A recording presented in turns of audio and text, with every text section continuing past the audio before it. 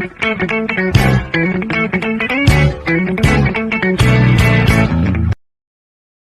di podcast Some Story, podcast anak muda yang ingin berkarya. Hari ini kita kedatangan tamu spesial dan tamu istimewa. Beliau seorang desa muda dan juga seorang kaprodi. Sebelumnya beliau pernah menjadi penyiar di sebuah radio di komunitas Jakarta dan juga menjadi presenter di tempat berita. Nah, langsung saja kita sambut Ibu Andi Setiara, Esos Emikom. Halo Ibu. Aduh, terima kasih banyak nih ya tim kreatif dari apa namanya tadi Story Time Podcast Some Story. Podcast Some Story sudah mengundang saya untuk hadir di sini. Iya, apa kabar Ibu? Luar biasa. Pakai mikir dulu ya. Luar biasanya kayak ada yang mau diomongin tapi ditahan gitu. Oke? Iya, Ibu. Gimana nih Bu? Kegiatan Ibu sekarang dia lagi sibuk apa nih kira-kira? Oke, kalau ditanya kesibukannya apa, ya saat ini sedang menjalani tugas aja sebagai yang tadi ya kebetulan di tahun ini diamanatkan untuk menjadi atau inilah koordinator untuk menjalankan proses yang ada di program studi seperti itu. Oh, hebat banget ya, masih muda nih, kayak Udah menginspirasi banget ya. iya bener banget. Nah Ibu, di sini kan kayak boleh nggak sih Bu sharing-sharing pengalamannya nih mungkin selama sebelum track record sebelum jadi kaprodinya kayak gitu. Oke. Baik, jadi gini, betul ya tadi di pembukaan dengan apa yang sudah disampaikan oleh Najwa tentang beberapa pekerjaan yang sudah pernah dijalani. Jadi panggilannya apa nih untuk penontonnya? Penonton Some Story aja. Oke. Ya teman-teman Some Story ya, Yeah. Some Story. Jadi betul ya tadi. Jadi sebelum di sini itu ada beberapa hal yang pernah lah saya kerjakan dan ini bisa jadi pengalaman penting juga ya buat modal ketika ada di sini. Jadi waktu itu pernah, ini cerita-cerita dikit nggak apa-apa ya? Nggak apa-apa, boleh banget. Jadi pada saat itu masih sekolah pertama kali punya pengalaman kerja itu pada saat sekolah di SMA kelas 3. Nah, di sana itu waktu itu saya suka banget dengerin radio gitu loh. Nah, pas saat dengerin radio, tiba-tiba ada tuh penyiarnya bilang kan butuh penyiar nih, silakan dong ngelamar gitu. Nah, akhirnya dengan memberanikan diri ya, tanpa melihat berapa sih gajinya, berapa sih nanti uang yang bakal saya dapat ketika jadi penyiar gitu. Soalnya seneng aja ketika kita capek pada saat itu ya sekolah, pusing, bete. Terus ya salah satunya adalah dengerin radio. Terus di radio juga kan kita bisa dengerin ini ya musik-musik barat, internasional. Kok ngeliat kalau orang tuh nyanyi musik internasional kayaknya gaul banget ya. Iya, Nah, akhirnya mau deh coba dengerin radio dan kebetulan saat itu radionya butuh penyiar. Akhirnya ngelamar dan di situ banyak juga kandidat tapi nggak ada yang ada satu anak SMA, yang lain tuh anak-anak perkuliahan lah di daerah Jakarta Barat itu pada saat itu ya. Beberapa kali wawancara dan wawancaranya itu biasa kalau penyiar tuh coba sebutin dong satu benda ini bagaimana caranya kamu bisa buat kalimat banyak, buat topik dari satu benda ini. Jadi mengelaborasi kata pada saat itu ya. Terus akhirnya udah oke, syukur banget itu diterima. Oh, masih muda udah langsung diterima gitu ya SMA. Masih kecil kayaknya ya. Kecil lah, masih muda. Tapi ini yang satu lagi diterima. Nah, yang satu lagi kebetulan juga diterima. Nah, diterima pada saat itu ini share ya, gajinya itu digaji per jam. 1 jamnya tuh 4.000. Oh. Pada saat itu tahun 2012-an ya. Kalau kan diakumulasi per bulan. Jadi kalau per bulan kalau siarannya rajin ya bayarannya juga mengikuti jam yang kerjain tadi. Kan lumayan ya buat jajan, buat nambah-nambahan. Nah, setelah itu bertahan hampir cukup lama, hampir mau 2 tahun di radio tersebut bareng sama teman-teman yang enak lah, yang pokoknya dapat momen kerja tim tuh di radio itu salah satunya. Nah setelah itu ya udah kerja sambil sekolah. Jadi kalau sekolah nanti pulangnya siaran. Nanti kalau malam ada callingan, mau nggak ngisi siaran yang jam 10 sampai jam 12? Karena pada saat itu lagi semangat-semangatnya ya, oke. Jadi apapun oke. Gas gitu ya. Oke, gitu. Ambil kita ambil kan, selagi nggak menyalahi aturan dan tadi ya tahu juga kan utamanya sekolah. Ya udah Iya. jadi apapun yang mengganggu yang utama nggak akan diambil gitu. Jadi tetap prioritasin yang sekolah Sekolah itu. Walaupun punya ketertarikan yang besar di penyiaran. Nah setelah itu berjalan sambil kuliah, pada saat itu masuk UHMK ya mau apa lagi, akhirnya ngambil komunikasi sambil siaran juga. Nah jadi pas kenapa? Ibu mungkin berarti pas kuliah itu masih di komunitas radio itu? Masih. Masih. Jadi pulang kuliah juga malamnya siaran gitu. Megang beberapa program.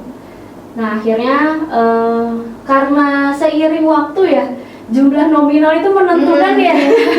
Kayaknya saya butuh yang ini nih, ada apa namanya, mulai berorientasi dengan uang. Akhirnya carilah pekerjaan yang bisa buat saya tetap bertahan untuk tetap kuliah. Jadi pada saat itu yang saya yakini adalah kerja untuk kuliah, bukan kuliah untuk kerja. Jadi gimana pun caranya supaya tetap bisa kuliah, saya harus apa? Kerja gitu. Jadi kerja untuk kuliah, bukan kuliah untuk kerja. Nyari kerja. Ya udah akhirnya nyari-nyari semua pekerjaan apapun tetap saya lakuin. Yang penting pokoknya ini saya bisa kuliah tadi. Karena tadi ya motivasi saya tuh yang satu itu. Tetap gimana caranya kuliah ini tetap jalan, mau kerja apapun yang selagi ya halal ya udah jalani. Nah, sering nggak ganggu ya? Balik lagi nggak ganggu. Akhirnya gitu. Kalau misalkan ngumpul aja. Tapi tetap ingat ya ketika ada punya pekerjaan ya kita ke pekerjaan yang satunya lagi. Gitu. Tapi ibu dari itu kan masa muda ibu ya. Itu ibu ngerasa nggak sih kayak masa remajanya tuh keambil kayak gitu tuh, ngerasa nggak bu? Oke. Jadi kalau ditanya ya masa remajanya keambil apa enggak? Menurut saya sih tidak ya. Saya tetap apa namanya ada enjoy, terus ada ngasih waktu buat me time. Me time-nya tuh apa? Kayak yang ngumpul sama teman, ngobrol. Jadi kerja iya, kuliah juga iya, tapi jangan sampai lupa nih momen-momen kita untuk ngumpul sama teman, kayak ngebahagiain diri sendiri. Soalnya apa? Nanti kan khawatir ya. Kalau untuk sekarang kan karena kebetulan saya di kelas psikologi komunikasi, jadi ternyata kalau remaja itu kan di umur-umur tertentu memang ada beberapa kebutuhan, kayak kebutuhan yang tadi ya main, eksplorasi. Nah di situ harusnya upayakanlah untuk terpenuhi.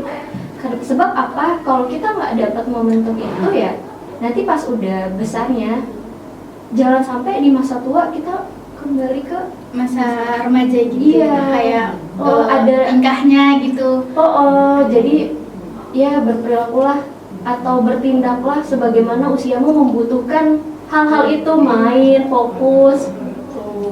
Tapi menurut ibu gimana sih biar generasi muda kita ini tuh kayak berkontribusi, berkarya, ikut Bagaimana generasi muda membuat itu generasi kita tuh kayak ikut berkontribusi. Kontribusi anak muda gitu untuk berkarya di Indonesia kayak gitu. Oke, jadi sebenarnya banyak cara ya. Karya, kalau ngomongin karya ya teman-teman, karya itu kan bentuk eksistensi seseorang. Banyaklah definisi karya ya. Mungkin yang menurut saya karya itu adalah bentuk eksistensi seseorang. Karya itu adalah salah satu alat medium yang kita pakai untuk menyampaikan pesan kepada orang banyak. Jadi salah satu cara kita menyampaikan pesan kepada banyak orang itu ya melalui karya itu. Dari karya kita tuh akan banyak belajar. Dari prosesnya yang rumit, proses-proses itulah yang nantinya akan menumbuhkan kita. Nah tadi balik ke pernyataan yang satu, karya itu adalah bentuk eksistensi seseorang. seseorang itu dikatakan eksis atau ada karena pertama ada wujudnya. Gitu. Selain wujud, ada durasi waktunya. Seberapa lama sih dia mampu ketahanan itu ada. Lalu yang terakhir, yang dikatakan eksis itu adalah apabila kita bisa memberikan dampak. Jadi dengan berkarya, ya kita adalah salah satu wujud kita untuk bereksistensi. Dan kalau pertanyaannya gimana sih pun caranya generasi muda itu untuk bisa berkontribusi dalam berkarya. Jadi tentuin dulu aja sih sebenarnya sukanya di mana. Ingat, karya itu adalah salah satu alat kalian untuk memberikan pesan kepada banyak orang. Jadi jadikanlah karya itu adalah cara kalian buat ngobrol ke banyak orang gitu, untuk menunjukkan eksistensi diri kita itu ada.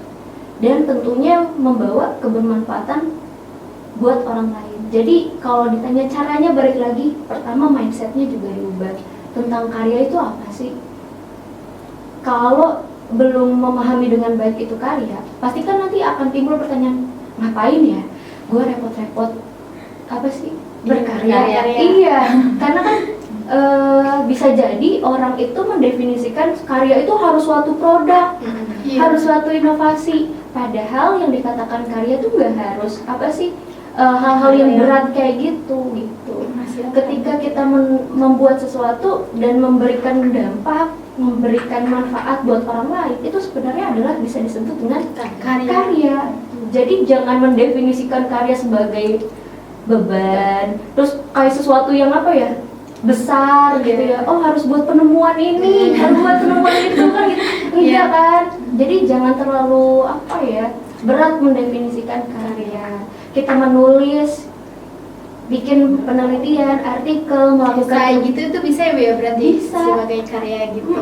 Melakukan pengabdian ke masyarakat pun, ketika hal itu membawa dampak buat orang lain, itu kan kita sedang berkarya sebenarnya gitu. Jadi definisi karya itu pertama, kalau mau berkontribusi berkarya ya jangan sempitkan definisi tentang karya. Itu pertama kali. Saya tuh pernah ingat kata Plato ya, awal penyakit dalam tubuh itu semua diawali dari pikiran. Jadi memang kekuatan pikiran itu menentukan sekali kehidupan kita ke depannya. Jadi balik lagi tadi ke definisi dari karya. Kemudian ya masa-masa ketika tadi kalau waktunya main udah nggak apa-apa, nikmatin, tapi jangan lupa pulang maksudnya adalah tujuan awalnya apa ya. Jadi main, ketawa ketiwi, ngumpul, apapun itu lakuin di usia kalian. Tapi balik lagi, jangan sampai lupa pulang, jangan sampai lupa tujuannya awalnya apa. Jadi as long as you are focused on your goals, lakuin aja apa yang seharusnya sedang kita lakuin, nikmatin gitu. Nikmatin aja. Iya sih Bu, ini kan kayak Ibu tadi tuh masih muda nih, tapi Ibu bisa konsisten, bisa kayak menempatkan hal-hal itu tuh dengan baik kayak gitu tuh. Nah itu tuh Ibu, cara Ibu konsistennya tuh apa gitu? Apa Ibu punya jadwal tersendiri kan gitu? Nah sama ini sih sekalian saran juga untuk teman-teman yang mungkin masih bingung gitu, masih bingung gimana caranya buat konsisten untuk berkarya kayak gitu sih Bu. Oke, ini lebih ke manajemen waktu tadi ya. Mungkin kan tadi yang di awal saya menceritakan jadi penyiar, terus akhirnya pindah lagi ke pekerjaan yang satu. Ya tadi balik lagi tujuan saya, pokoknya gimana caranya saya tetap bisa tetap bisa kerja, kuliah.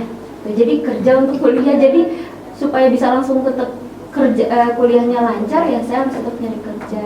Jadi selama itu pas saat kuliah ya selalu sambilan kerja dari dulu. Ada di beberapa bidang pelayanan, kemudian masuk juga ke bidang startup, bahkan sampai kerja juga jadi part time di salah satu restoran gitu. Itu pernah ngerasain, tapi walaupun seperti itu ya, itu banyak banget ilmu-ilmu yang didapat. Di situ juga ada kesempatan pertama kali saya bisa berani ngobrol bahasa Inggris gitu ya dengan tamu-tamunya yang dari luar, gitu. terus belajar kayak manner makanan apa, ngenalin apa sih namanya bahan-bahan makanan. Nah itu agak ribet terus agak jadi jadi tahu gitu ya. ternyata jenis keju tuh banyak. Jadi ternyata kalau orang makan itu harus ada aturannya ya. Ternyata kopi buat orang luar itu sebagai dessert ya, bukan sebagai minuman apa sih awal buat serot gitu ya bukan gitu. Jadi banyak hal-hal, jadi apapun pekerjaannya pada saat itu dilakuin. Ya berarti sambil belajar juga gitu ya, Bu, ya. Belajar. Nah intinya sih berkelanjutan tadi ya, kan ke beberapa pekerjaan setelah di restoran itu akhirnya selesai ke startup lagi. Terus habis startup baru nanti ada tawaran lagi tuh sambilan jadi host sebenarnya. Host di Instagram. Jadi ada salah satu media lingkungan hidup itu ngajakin wawancara ke narasumber. Nah itu saat sambil live. Jadi bukan pembawa acara berita. Berarti jadi lebih ke kayak hostnya, host gitu ya. live. Nah dari data itu nantinya akan dijadikan sumber untuk membuat suatu berita gitu. Nah tadi pertanyaannya kan gimana sih Bu? Kok bisa ya ngejalanin dua hal yang bahkan banyak gitu nggak berbarengan dalam satu waktu. Pertama satunya adalah konsistensi sih. Terus jangan lupa kalau saya tuh triknya suka bikin checklist plan, weekly plan, to do list gitu ya Bu ya. Jadi setiap malam itu harus tahu besoknya mau ngapain, planningnya apa. Mau bikin ini, mau bikin surat, harus ngundang orang, jam segini ada ini. Pokoknya yang utama itu coba dituliskan. Nah pada saat itu juga ya tadi yang Najwa bilang, Bu terus gimana Bu? Itu mainnya masa remajanya berkurang ya. Untuk beberapa adegan ya part emang kita perlu sih mikirin ya, merelakan beberapa mengorbankan. Yang penting gini ya, pokoknya apapun yang saya lakukan 5 tahun lagi mudah-mudahan saya bersyukur saya pernah mengambil jalan ini ya gitu. Jadi kalau terlalu banyak main juga kan kayak rugi juga. Iya rugi waktunya. Buang-buang waktu kayak main mulu gitu, tapi kita nggak ada pencapaian apa-apa. Tapi gitu. padahal main itu penting tahu. Buat menghilangkan stres. Kan kita butuh bersosialisasi apalagi ya. anak muda zaman sekarang. Pikirannya harus main. Nah, tadi ya selain konsistensi, terus saya juga buat weekly plan, checklist plan, besokannya mau ngelakuin apa, sama lebih tahu prioritasnya tadi. Kalau emang mau yang dicapai apa sih? Kalau mau dicapai ini berarti yang harus direlain sedikit ini. Jangan banyak-banyak dikurangin, tapi seenggaknya dikit aja gitu. Dikit aja. Terus tadi tahu prioritas sama lebih ke mindsetnya juga dirubah. Pokoknya lah sambil doa ya mudah-mudahan apa yang saya lakukan nanti beberapa tahun lagi ke depan, pokoknya saya insya Allah bisa berterima kasih sama diri saya karena sudah ngelakuin ini. Karena terus sama ini ya, jangan repot-repot. Kita tuh ketika mau ngelakuin apapun diniatkannya untuk membuktikan ke diri sendiri sebenarnya gitu. Jangan buat buktiin ke orang lain, ke diri kita sendiri dulu aja. Itu sih hal-hal sederhana ketika bagaimana sih Bu manajemen waktu, konsisten, tahu prioritas, buat weekly plan, checklist plan besoknya mau ngapain, mau ngelakuin apa, sama tadi mindsetnya pokoknya gimana pun caranya supaya kuliah ini tetap jalan ya saya harus kerja. Jadi pekerjaan itu saya lakukan untuk apa? Kuliah, bukan kuliah untuk suatu saat tapi saya bisa kerja gitu. Ini udah banyak banget insightnya. Terus apalagi nih kira-kira punya pesan nggak sih Bu untuk mereka yang mungkin bingung nih sama jalannya mereka yang sekarang lagi mereka jalanin? Oke, kalau untuk pesannya yang pertama, generasi muda itu adalah aset ya. Aset tuh bangsa lah. Potensi semangat kalian jangan sampai kendur. Yang kedua, yang pertama deh, pertama belum selesai ya. Yang pertama itu jangan oversharing. Nggak boleh Oversharing, iya. Sharing. Misalkan ya terlalu banyak untuk sharing, besok saya mau ini, besok saya mau itu, saya mau ngelakuin ini gitu. Nah itu di keep dulu aja. Pokoknya kalau bahasa anak sekarang gitu ya, lengah dikit tahu-tahu dor gitu. Iya.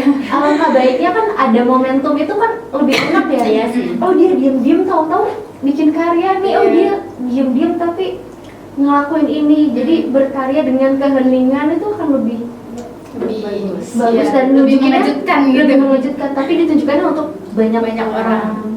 Karena Mbak, ketika kita terlalu overshare ya, akhirnya apa?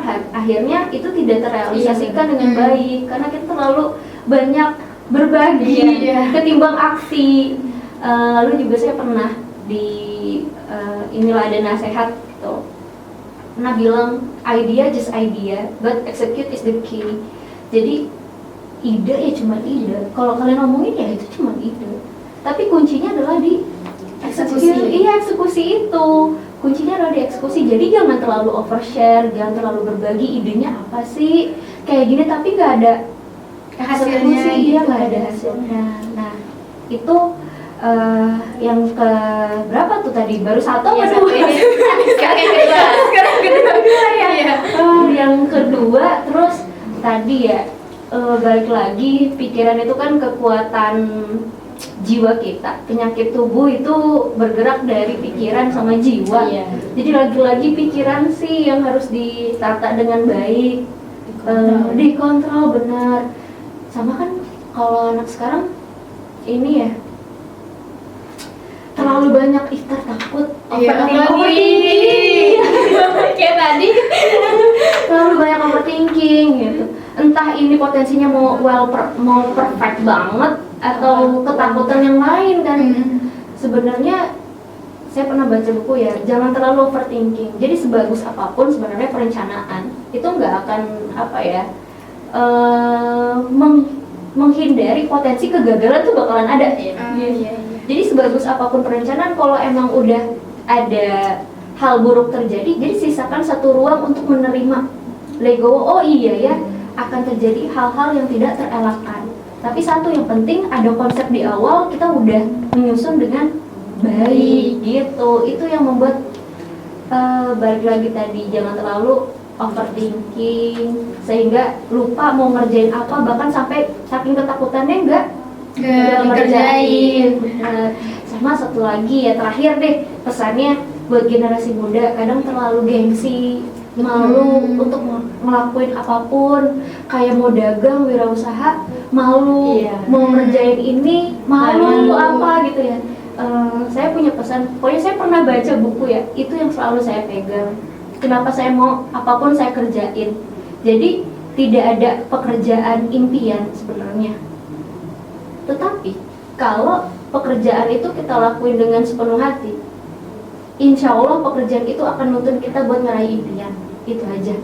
Jadi berani lakuin apapun selagi itu di jalur koridor yang baik ya. Kalian nggak pernah tahu kan, siapa tahu jalan yang lagi dijalani sekarang, pekerjaan yang mungkin orang nganggapnya biasa aja gitu, itu loh yang bakal nganterin kalian buat ngeraih impian. Itu aja. Ini sangat-sangat menginspirasi banget ya Kak Fauzia. Nah ini mungkin cukup ya Ibu. Oke. Dari kita. Mungkin ada closing statement. Closing statement ya tadi ya yang sudah saya katakan ke generasi muda. Balik lagi dalam mendefinisikan suatu karya itu jangan terlalu sempit, jangan harus apa-apa buat produk. Karya itu adalah cara kita untuk bisa mengkomunikasikan, memberikan pesan kepada banyak orang itu lewat karya. Jadikan karya itu sebagai alat kita untuk alat medium kita untuk menyampaikan pesan. Karya itu adalah salah satu eksistensi kita sebagai manusia. Karya itu penting, kenapa? Karena ada prosesnya yang harus dijalani. Closing statement yang terakhir adalah lakuin aja apapun selagi itu baik ya. nggak ada pekerjaan impian, tapi kalau pekerjaan itu kita lakukan sepenuh hati, pekerjaan itu akan membuat kita, akan menuntun kita untuk mendapatkan suatu impian. Dan lagi-lagi kalau yang sambil kerja mungkin ya, sambil kuliah, ya lakuin aja, tapi jangan lupa main biar tetap waras, biar tetap sehat. Soalnya sosialisasi itu kan penting ya. Iya. Kalau kita nggak sosialisasi nanti Introvert, malah mengurung diri. Iya, ada bentuk isolasi. Nah, makasih juga buat penonton podcast Some Story. Sampai jumpa di episode Some Story berikutnya. Bye-bye.